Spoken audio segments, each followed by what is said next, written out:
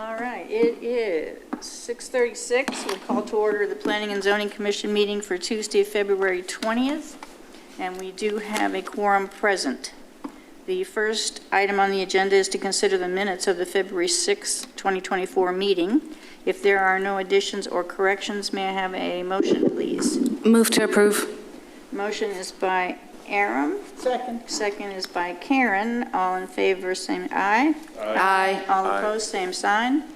Motion passes. How many we got? About 6? 6-0.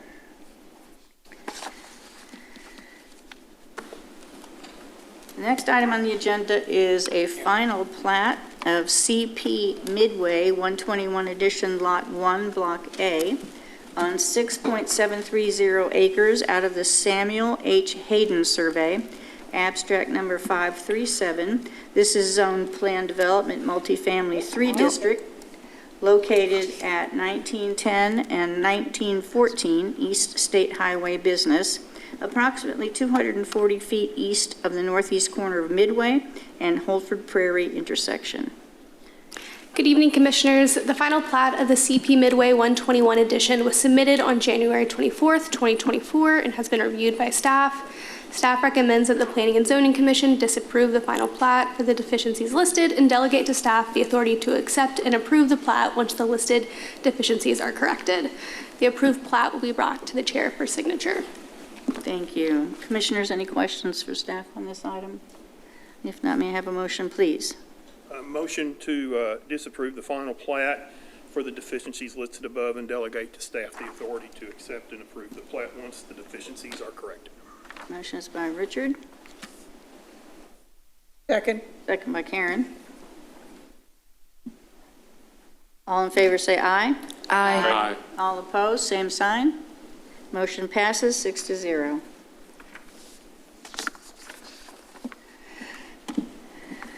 Next item is consideration of 4 alternative standards related to building setbacks, parking layout, driveway location, and streetscape for a proposed commercial building on a 3.29 acre lot legally described as Blake C. Bowen Edition, Block A, Lots 2, located on the north side of Justin Road, approximately 400 feet west of I-35E, Zone Light Industrial District, as requested by Larry Cates on behalf of Lewisville 407 and 35, the property owner. Good evening, Commissioners. So these 4 alternative standards are due to the easements that go through this property. The illustration that I've got up for you outlines in yellow what the actual buildable areas outside of existing easements, which really dictates the placement of any building on this property. It basically has to be where they're putting it. They have put in a 14,000 square foot retail building on the subject site. Due to the placement, they're having to move it back both farther from 407 Justin Road than would typically be allowed by staff, which is 80 feet with 1 row of parking in the front. But again, due to the easements, especially those overhead power line easements, which are fairly substantial, those aren't your standard power lines, they have to move it farther north. In addition, they have to move it farther east from what is the primary pedestrian street, which is that shared drive that runs north and south, because there is a 50-foot wide Atmos gas line easement that they cannot really build over. They do have permission to put parking and drive aisles over that Atmos easement, which is a little unusual, but it has been given permission from Atmos. In addition, they also have a 20-foot wide access easement, a 30-foot wide access easement, a 50-foot water line, and another 10-foot utility easement. And so it's just a challenging site. So the first alternative standard is to allow the 98-foot setback from the primary pedestrian street, as well as the 95-foot setback from FM 407.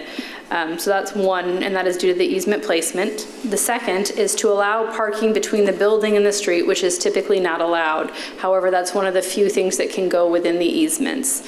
So that's why they propose to put the parking where it is in the easements, and that ends up being between the building and the street. So that's the reason for that alternative standard. Alternative standard number 3, or C, is to allow driveways onto the primary pedestrian street. Again, that primary pedestrian street is this north-south driveway. per the concept plan. That primary pedestrian street actually originally followed the gas well easement when it continued on a diagonal right through this site. And you can kind of see the old easement lines just barely, but that would have really made this property impossible to develop. And the gas line relocated that easement to go straight to the south as opposed to on an angle a while back. So it makes sense that the primary pedestrian street kind of run along that as well. However, because they've got the parking there and because they need fire access to the building, they're asking to put that driveways on the primary pedestrian street.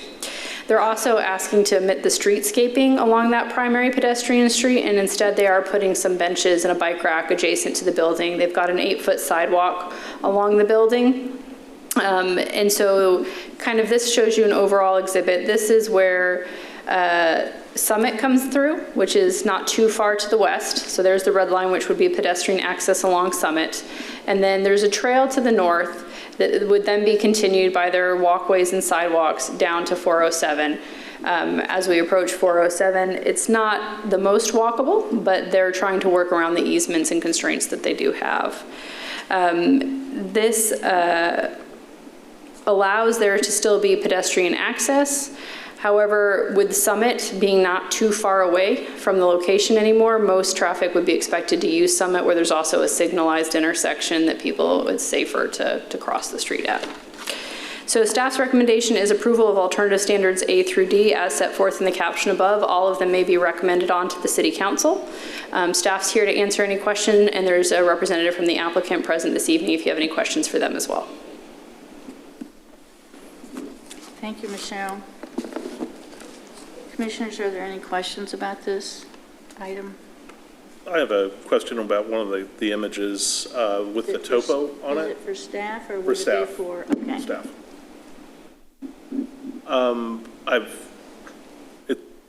Without it being up on the other screen, I don't recall, is this going to be towards what I think is the north side of the property? Is that a steep grade or a steep rise? And I guess what I'm asking is the site going to be filled or is it going to be graded? My belief is the site is going to be kind of net neutral, so they're just going to kind of move the dirt around. I know that he did make sure that that crossing was ADA, met ADA standards for cross slopes and maximum slopes. When you were talking about the gas lines, I was just concerned about the constant depth. Oh, the constant depth of the grass line. Yeah, the site's mostly fairly flat, but they are cognizant of that as well. Mm-hmm. Thank you. Any other questions, commissioners? Okay. Would you like to speak to us, or you look like you're about to stand up, so it's up to you. It's up to you. No, I'm fine. If you got any questions, I'll. Okay, all right. Didn't want to deny you. Okay, thank you, ma'am. Okay. Okay, if there is no further discussion on these adjustments or alternative standards, may I have a motion, please? Recommend approval of alternative standards A through D as set forth in the caption above. Motion by Aram. Second. Second by Rick. All in favor, signal by saying aye. Aye. All opposed, same sign. Motion passes 6-0. Commissioners, this item will be considered by the City Council, who will be making a final decision on Monday, March the 4th, 2024 at 7:00 p.m. Okay, thank you, Richard. Okay, the next item that we have for this evening is a public hearing. This is consideration of a zone change from general business district to a single-family residential 5,000 square foot lot R5 district on .285 acres, legally described as the Stewart Addition, Block B, Lot 9, located at 106 Martin Street, as requested by Jonathan Kroneman, the applicant, on behalf of Inez Iguere, the property owner. Good evening, Commissioners. Subject property is located directly north of us, north of Old Town on the southwest corner of Martin Street and Mill Street. The lot currently contains a legal non-conforming house as it is zoned for a commercial lot. The property owner is looking to rezone this into a single-family residential lot with the intent of further subdividing the lot and building a new residential house on the western portion of the lot. This subject property is in one of the oldest neighborhoods in the city of Lewisville, and because of this, the entire neighborhood has interesting lot dimensions and layouts. If they were to rezone this to our single-family residential R5, which is our smallest single-family zoning district, there will still be some encroachments and nonconformities with our zoning code. So if this was recommended approval by P&Z and approved by City Council, they would then need to go to the Zoning Board of Adjustment for further variances regarding the 20-foot rear yard setback, change to a 10-foot rear yard setback, and an 80-foot lot depth to 67-foot lot depth.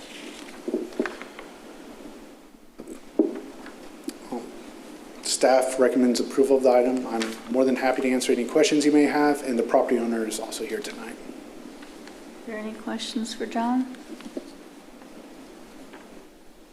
Jonathan, because of the location, would this have gone to Old Town, the Design Review Committee?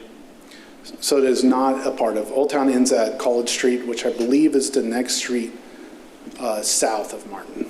Okay, thank you. Anything else? Okay, thank you. So at this time, I'll go ahead and open the public hearing. Anybody wishing to speak on this item, please come forward, sign in, state your name, and we'll be happy to hear from you.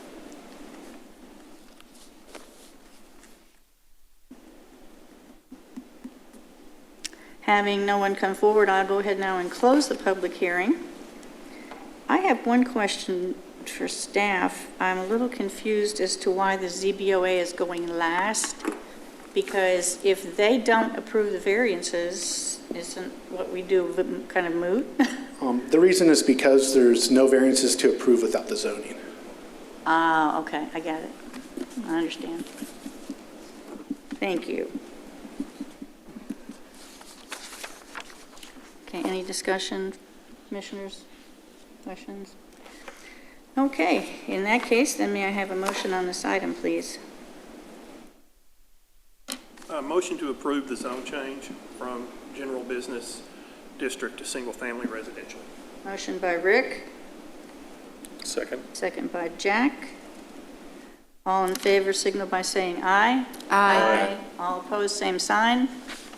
Motion passes 6-0. Commissioners, this item will be considered by the City Council, who will be holding a second public hearing and making a final decision on Monday, March the 18th, 2024 at 7:00 p.m. Thank you. Thank you, Richard. Okay. We have one more public hearing on the agenda this evening. This one is the consideration of removing deed restrictions, file number 2012-3565 on 1.029 acres, being a portion of Riverview Industrial Park, Block A, Lot 11R1, located on the south side of Stonewall Drive, approximately 200 feet west of Huffines Boulevard, as requested by Paul Bartel, Half Associates Incorporated, on behalf of Prologis Exchange, Texas 2004 LLV, the property owner. Commissioners, this item is in conjunction with the zone change request from warehouse to light industrial that was presented earlier this month to you.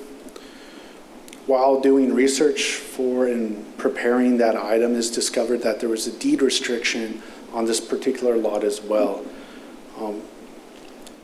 This deed restriction contained a stipulation that only City Council could remove the restrictions from the property. This deed restriction was filed in November of 2011 and put on limitations on the use of the use that could be done on this particular property. The storage allowances, warehouse allows for unlimited outdoor storage. This deed restriction limited that, and also had a limit to the height. The reason for this deed restriction was it was written for a very specific use that was never developed. And it ended shortly after all this went before City Council. It will not allow Prologis, who is looking to develop this site and the properties to the south. The deed restrictions will not allow a distribution warehouse, which is what they're looking to develop. Staff recommends that the Planning and Zoning Commission recommend the removal of this deed restriction. I'm happy to answer any questions. Commissioners, do you have any questions for John? I mean, when Prologis bought this property developed, the deed restriction never came up at that time during their title searches or anything? Not from my understanding. I'm glad we caught it when we did. Yeah, that's odd that it didn't. And they do not own the property yet. They just have an option on the property. Oh, okay. That's likely why they haven't done any title work. Okay. I do not know. Okay, that makes sense. Any? A mechanical question. I was under the impression that a deed restriction is filed with the county clerk as opposed to the city. Will this proceed to the county for the change, or? Right, there was just written into the deed restriction that typically deed restrictions can be removed when the property owners are looking to remove it with the county. This had this specific language that only City Council could remove this deed restriction. But it's still going to the Right, commissioners? it'll have to be, right, once City Council approves the removal of it, then it'll have to be removed with the county. Second curious question, is the removal of the deed restriction on that portion impactful to the rest of the plat? So interestingly enough, the deed restriction is only for this lot, the odd-shaped Oh, okay. warehouse zone lot. Do you know why? Because I'm just curious as to how this happened. It was written for a specific user, is actually rezoned from light industrial to heavy industrial. That was denied, so they went back for warehouse, and then I guess through talks back in 2011, this is when the deed restriction came up, just to further limit it for a very particular use. The developer voluntarily placed the deed restriction to make it more palatable as a zone change to go to a higher intensity zoning district. Oh, okay, Thank you, Michelle. okay. And one last one, just a curiosity about the image that's currently on our screen. There appears to be a hard surface trail along. So that is the access to a telecom tower. It's the current access to that tower currently. So it's not open to the public, or? No, and that access will be granted we're also looking through a replat in conjunction with the zoning and deed restriction that will still grant access to that existing tower. Okay, thank you. So this site used to have two large, very tall towers with guy wires, and that's why the lots are shaped the way they are, is for the fall radius. Okay, thank you. Anything else for John? Thank Okay. you. At this time, I will go ahead and open up the public hearing. Anyone wishing to speak on this item, please come forward, sign in, state your name, and we'll be happy to hear from you.